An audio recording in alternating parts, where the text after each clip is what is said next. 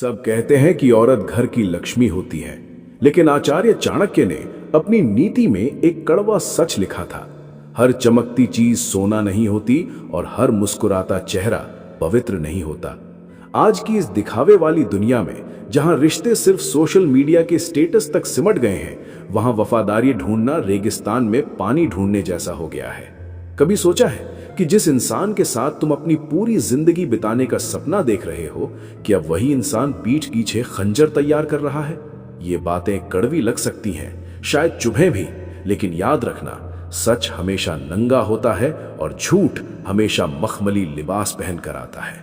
चाणक्य ने साफ कहा था कि ये गलत इंसान के साथ रहने से बेहतर है कि इंसान अकेला रहे।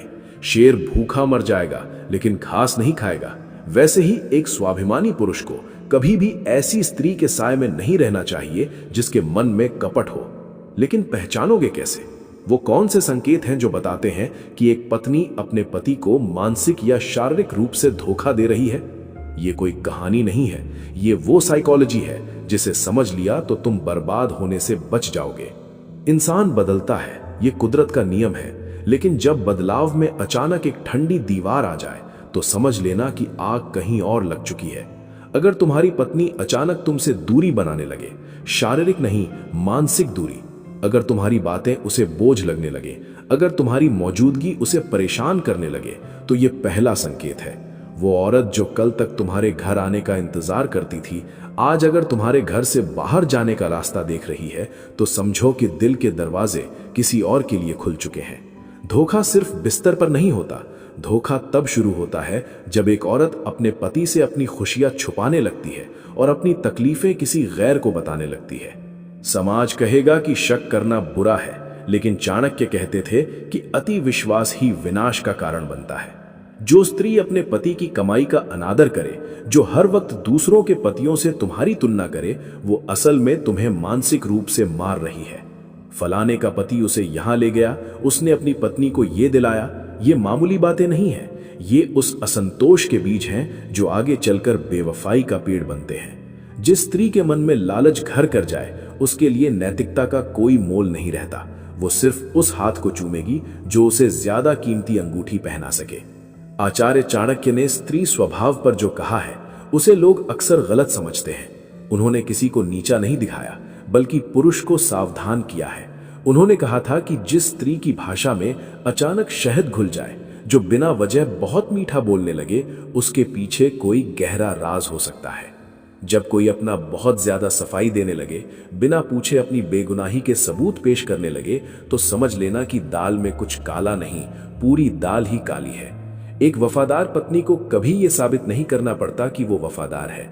उसकी सादगी और उसकी आंखों की चमक ही उसका प्रमाण होती है। लेकिन जब वो आंखें तुमसे नजरें चुराने लगे, जब वो फोन को अपनी जान से ज्यादा कीमती समझने लगे, जब पासवर्ड तुम्हारी पहुंच से बाहर हो जाए, तो समझ लेना कि प्राइवेसी के नाम पर धोखे का खेल चल रहा है। आज के दौर में पर्सनल स्पेस एक ऐसा हथियार बन गया है जिसका इस्तेमाल करके लोग बड़ी आसानी से गद्दारी को छुपा लेते हैं। अगर वो रात के अंधेरे में किसी और की बातों पर मुस्कुरा रही है और तुम्हारे पूछने पर चिढ़ जाती है, तो यकीन मानो तुम उस रिश्ते में अकेले बचे हो। चाणक्य नीति कहती है कि कुलटा स्त्री यानी चरित्रहीन स्त्री की पहचान उसके व्यवहार से होती है। वो कभी मर्यादा की रेखा को नहीं मानेगी। जो स्त्री अपने सास ससुर का अपमान करे, जो घर की बातों को सरेआम चौराहे पर ले जाए, वो स्त्री कभी अपने पति की सगी नहीं हो सकती। घर की बात बाहर ले जाने का मतलब है कि उसने तुम्हारे सम्मान की सुरक्षा करना छोड़ दिया है। और जिस दिन एक औरत अपने मर्द का सम्मान करना छोड़ देती है, उसी दिन वो उसके लिए वफादार रहना भी छोड़ देती है। सच्चाई ये है कि पुरुष अक्सर अपनी भावनाओं में अंधा हो जाता है। उसे लगता है कि मेरी वाली ऐसी नहीं है। यही वो वाक्य है जो बड़े बड़े साम्राज्यों को मिट्टी में मिला देता है। चाणक्य ने चंद्रगुप्त को सिखाया था कि प्रेम में पड़ो, लेकिन विवेक मत खो। अगर तुम्हारी पत्नी तुम्हारी कमजोरी का मजाक उड़ाती है, अगर वो तुम्हारी असफलताओं पर हमदर्दी दिखाने के बजाय तुम्हें जलील करती है, तो वो किसी और मजबूत कंधे की तलाश में है। ये कड़वा है, पर यही कलयुग का सच है। एक और बात पर गौर करना, अचानक सजने संवरने का शौक। अगर एक औरत सालों से साधारण रह रही है और अचानक वो बिना किसी खास वजह के खुद को संवारने में घंटों बिताने लगे, वो भी तब जब तुम घर पर न हो या तुम साथ न जा रहे हो, तो ये संकेत है कि वो किसी और की नजरों में खुद को उतारना चाहती है। खूबसूरती का प्रदर्शन जब पति के लिए न होकर दुनिया के लिए होने लगे तो नीयत में खोट आना लाजमी है।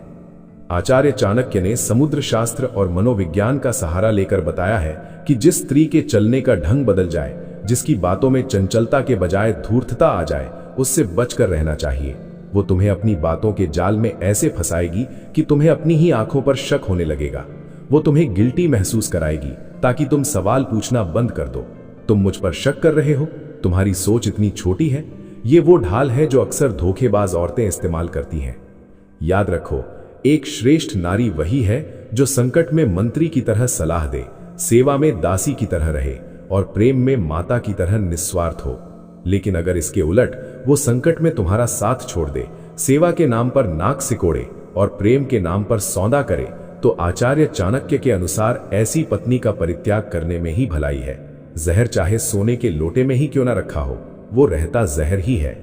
धोखा खाने वाला पुरुष सिर्फ अपनी पत्नी को नहीं खोता, वो अपना विश्वास, अपना आत्मसम्मान और अपना आने वाला कल भी खो देता है। इसलिए जागना जरूरी है। उन खामोशियों को पढ़ो जो वो तुमसे छुपा रही है, उन कॉल्स को देखो जो कटने के बाद डिलीट हो जाते हैं, और उस व्यवहार को समझो जो अब सिर्फ एक औपचारिकता बनकर रह गया है। जब बात यहां तक पहुंच जाए कि घर का सुकून ही घर का जहर बन जाए, तो समझ लेना कि नींव हिल चुकी है।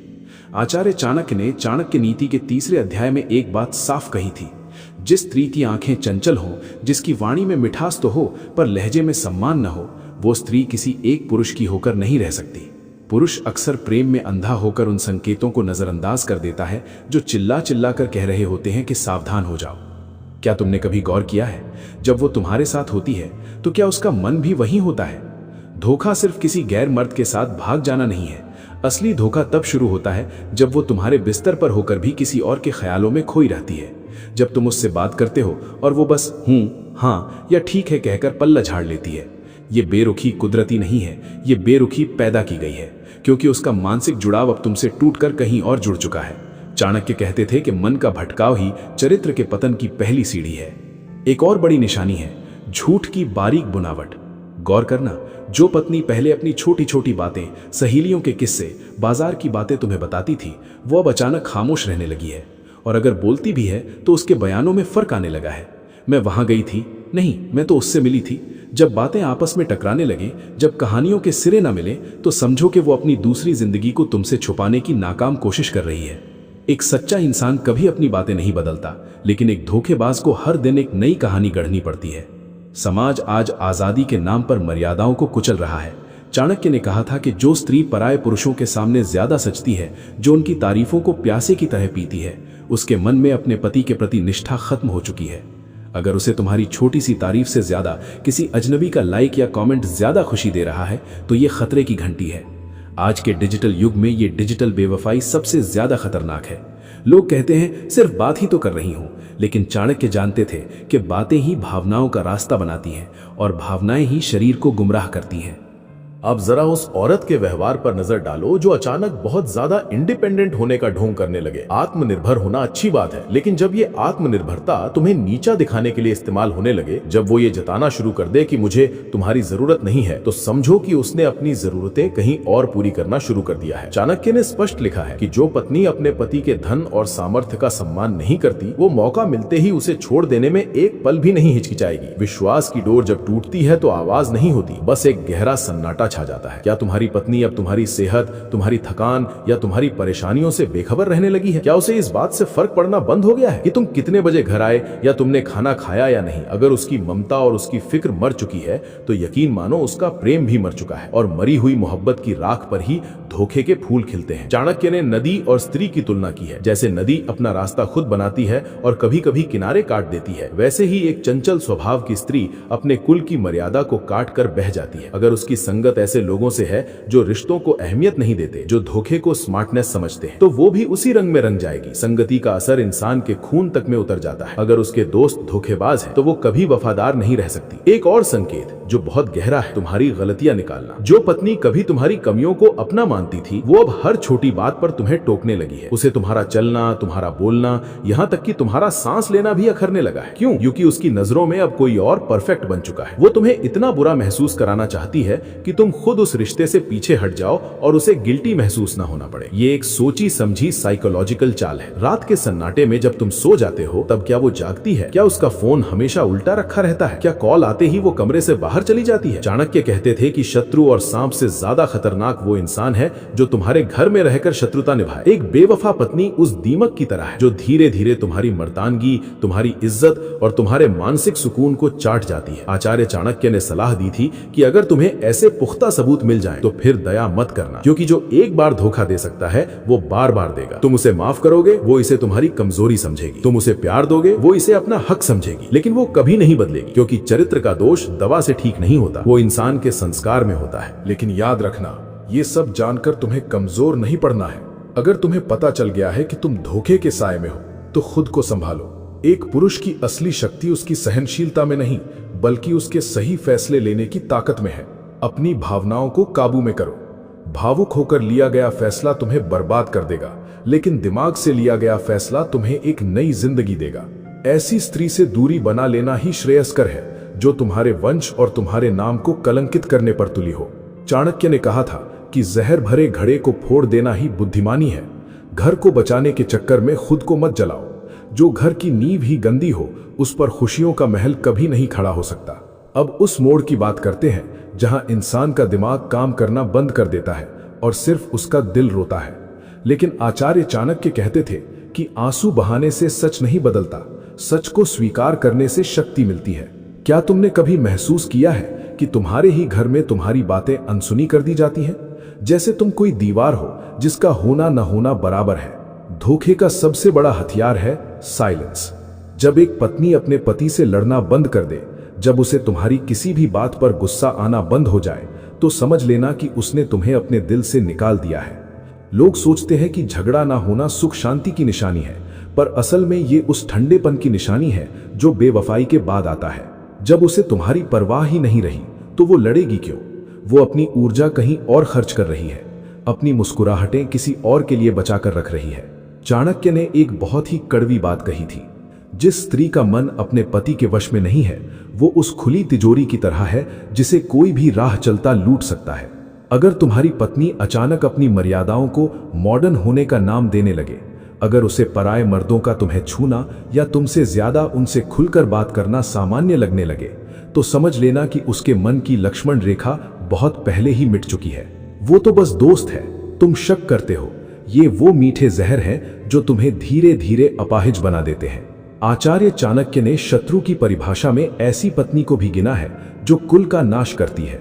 गौर करना, क्या वो तुम्हारी आर्थिक स्थिति का फायदा उठाकर तुम्हें कर्ज में डुबो रही है? क्या वो तुम्हारी कमाई को ऐसी जगहों पर बर्बाद कर रही है जहां तुम्हारा कोई हित नहीं है? एक वफादार पत्नी लक्ष्मी की तरह होती है जो पाई पाई जोड़कर घर बनाती है, लेकिन एक धोखेबाज औरत उस आग की तरह होती है जो घर को राख करने के बाद ही शांत होती है। वो तुम्हारे संसाधनों का इस्तेमाल किसी और को खुश करने के लिए करेगी और तुम्हें पता भी नहीं चलेगा। विश्वास का कत्ल बहुत खामोशी से होता है।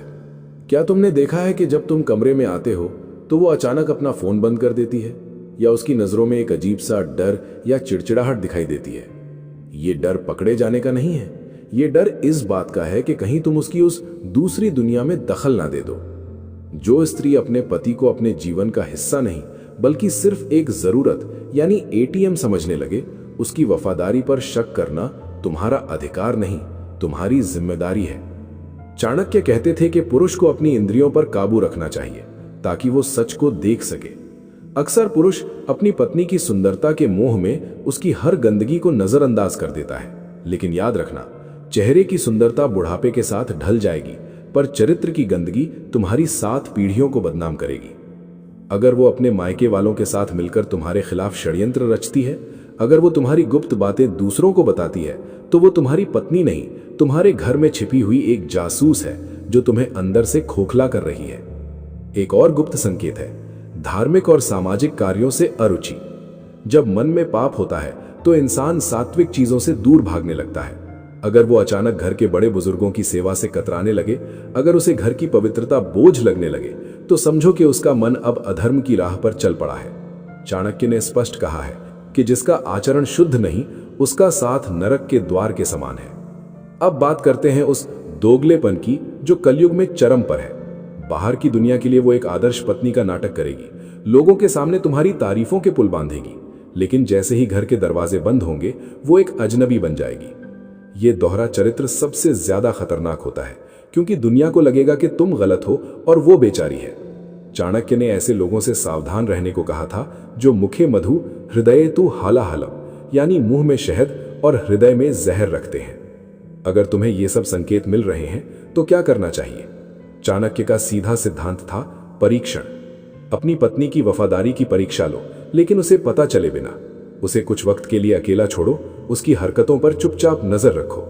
अगर उसे तुम्हारी अनुपस्थिति में बेचैनी के बजाय राहत मिले तो तुम्हारा शक हकीकत में बदल चुका है। और जब हकीकत सामने आ जाए तो कायरों की तरह रोना मत। पुरुष का धर्म है अपनी रक्षा करना और अपने सम्मान को बचाना। अगर वो स्त्री तुम्हारे सम्मान की रक्षा नहीं कर सकती तो तुम्हें भी उसकी जिम्मेदारी उठाने की कोई जरूरत नहीं है। चाणक्य ने कहा था कि जो धागा एक बार टूट जाए उसे जोड़ने पर गांठ पड़ ही जाती है। रिश्तों में भी जब एक बार बेवफाई की गांठ पड़ जाए तो वो पहले जैसा कभी नहीं हो सकता। खुद को इतना मजबूत बनाओ कि उसके जाने से तुम्हारी जिंदगी ना रुके। याद रखना, तुम एक शेर हो और एक शेर को कभी गीदड़ों के साथ समझौता नहीं करना चाहिए। समाज क्या कहेगा यह सोचकर अपनी जिंदगी नर्क मत बनाओ। समाज तब कहां था जब तुम अकेले में घुट रहे थे? समाज तब कहां था जब तुम्हारा भरोसा तोड़ा जा रहा था? अपनी आत्मा की सुनो। अगर तुम्हारी अंतरात्मा कहती है कि यहां अब कुछ नहीं बचा तो पीछे मुड़कर मत देखना। आचार्य चाणक्य की ये नीतियां आज भी उतनी ही सच हैं जितनी सदियों पहले थीं। ये बातें किसी को नीचा दिखाने के लिए नहीं, बल्कि तुम्हें सतर्क करने के लिए हैं, ताकि तुम उस गड्ढे में ना गिरो जहां से निकलना नामुमकिन हो। अगर तुम्हें लगा कि इस वीडियो ने तुम्हारी आंखें खोली हैं, तो इसे उन लोगों तक जरूर पहुंचाना जिन्हें इसकी सबसे ज्यादा जरूरत है। अपने आत्मसम्मान को कभी किसी के पैरों में मत गिरने देना, चाहे वो तुम्हारी पत्नी ही क्यों ना हो। सत्य कड़वा है, पर यही जीवन का आधार है। सब्सक्राइब करें और जुड़े रहें आचार्य चाणक्य के इस सफर में, ताकि आप कभी भी जीवन की चालों में मात न खाएं। धन्यवाद।